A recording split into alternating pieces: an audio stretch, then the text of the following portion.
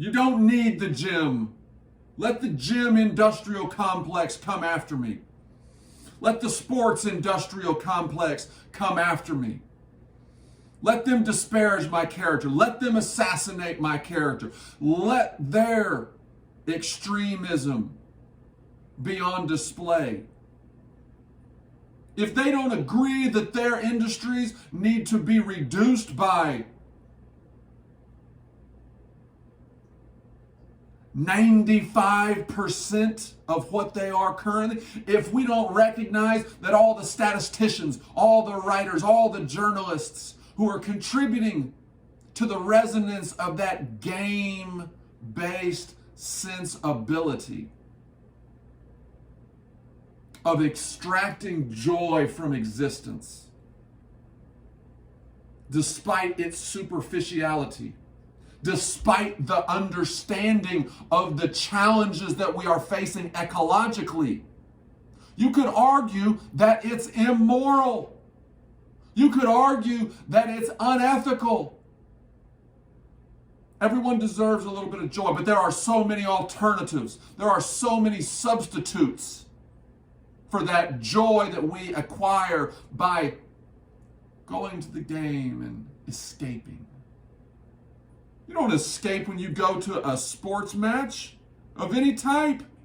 You go and you're appreciating the precision of their training. You're going and you're appreciating the precision of their preparation. You're going and you're worshiping the discipline that has gone into that process of presenting themselves and what they can do. It's both a selfish act on their part, but because of all those who have sacrificed to make it the most dynamic form of entertainment possible.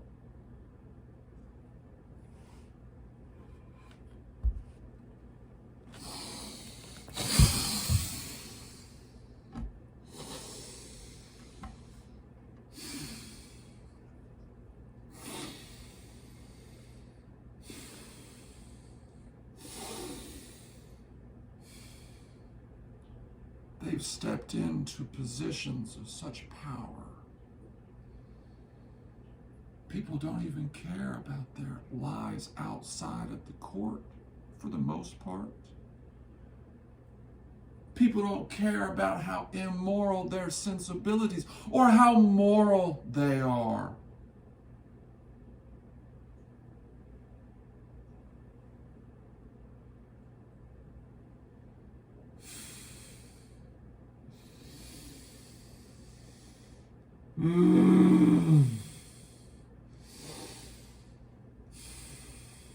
Mimic me. Mimic the way that I move. Mimic what I do. Mimic my ideas. Mimic my sensibilities. And I promise you, you will feel, you will see the benefits. And it won't take a long time for them to be made obvious. It won't require a lot of investment. It won't require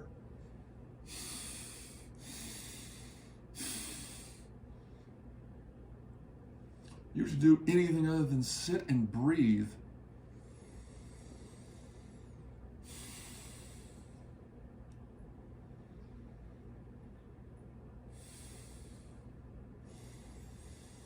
And to slowly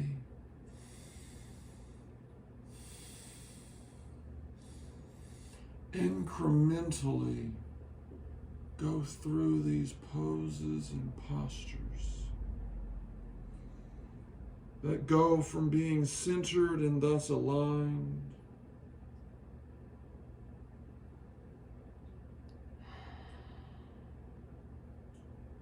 to their polarized opposites.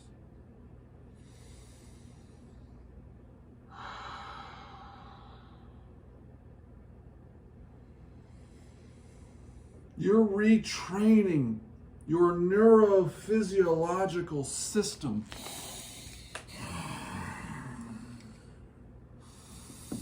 to work in new ways, to use its musculature, to use your ligaments such that it's a new choreography of muscle contractions that, when done slowly, awakens you to the nuances and the infinite ways in which you can conform to the curvature of the body, or you can oppose it by becoming rectilinear.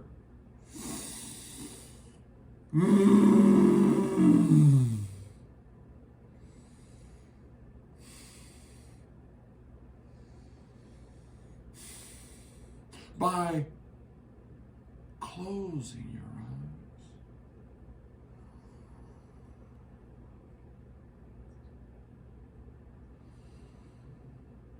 Or opening your eyes wide. You can activate your tongue and you can incorporate its movements into these slight alterations. These asymmetric movements that are absolutely necessary for awakening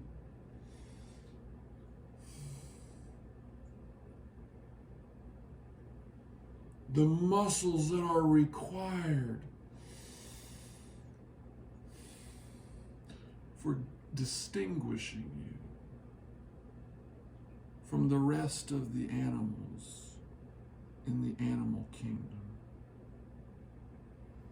There's a reason why the human animal has not just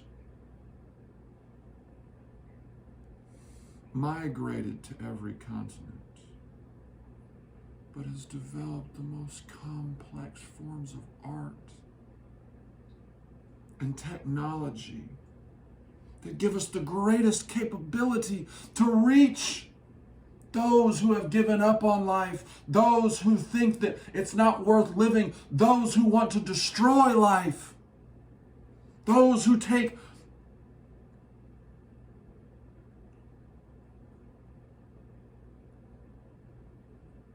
satisfaction, those who choose to conclude their lives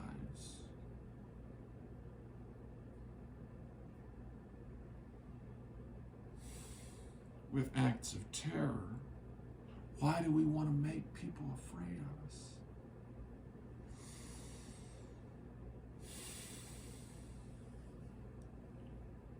It's the opposite of making people love us.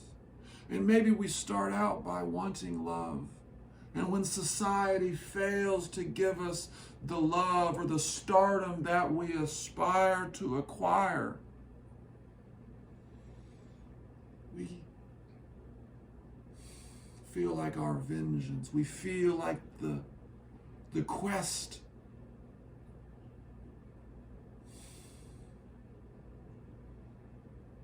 for balance, the quest for existential balance, the quest for our dopamine and adrenaline and cortisol levels to be in balance,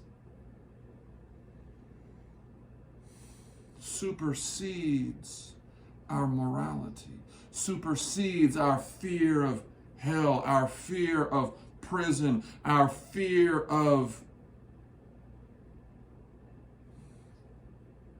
the consequences.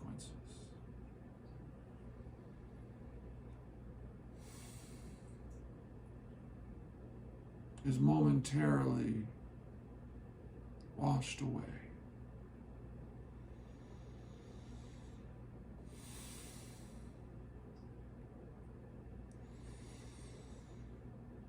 Tragic, so sad. All the life years, all of the love, all of the experience, it's wasted. They become a part of the prison industrial complex. They're the ones who bring pain to their friends, to their family, everyone who's been supportive of them in their life and their education, all the teachers, all the coaches, all the thought about them and their lives and their potential. is wasted when we don't intervene, when we don't awaken them to their potential, their power to produce through permaculture, through these changes in the way in which they breathe, in their respiration, the way that they hold themselves in class, at home, when they drive, when they sleep, when they eat, when they meditate, or when they pray. Every theological tradition is a tributary into this giant river that we call spirituality, that we call a religious life. And that religious life is so powerful because it's based on posture. It's based on the conceptualization of these ideas that promote an awareness that we are a part of something larger, not just a culture.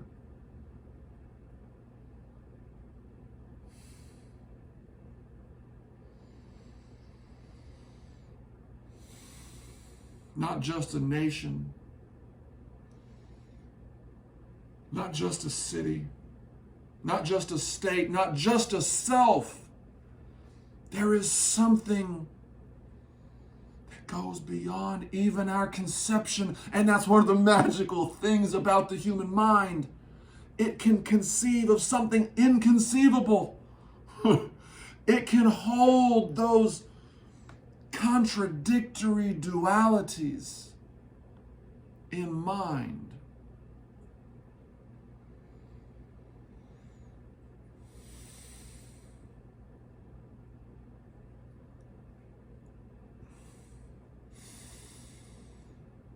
Like today, we can hold the atomic theory and all that it's made possible with fundamentalist ideas that reject a scientific explanation for the phenomenon of the world that seem unexplainable.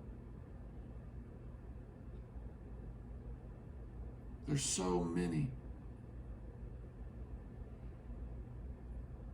But the iThrones system and permaculture are the first steps along that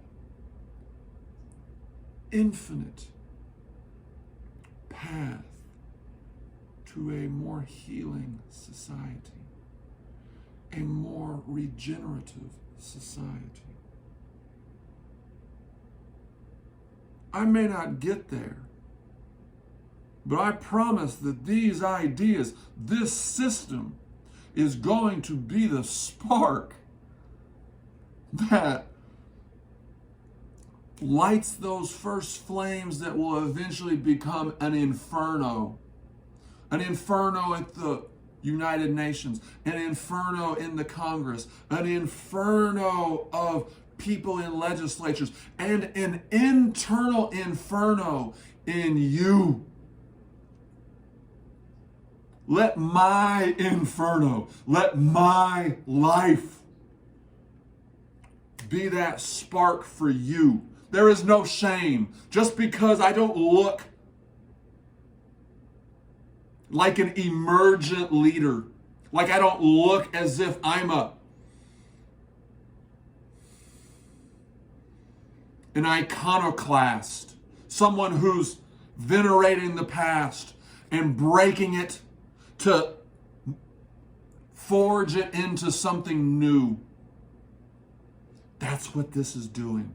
That's what this is empowering you to be. You become that new alchemist.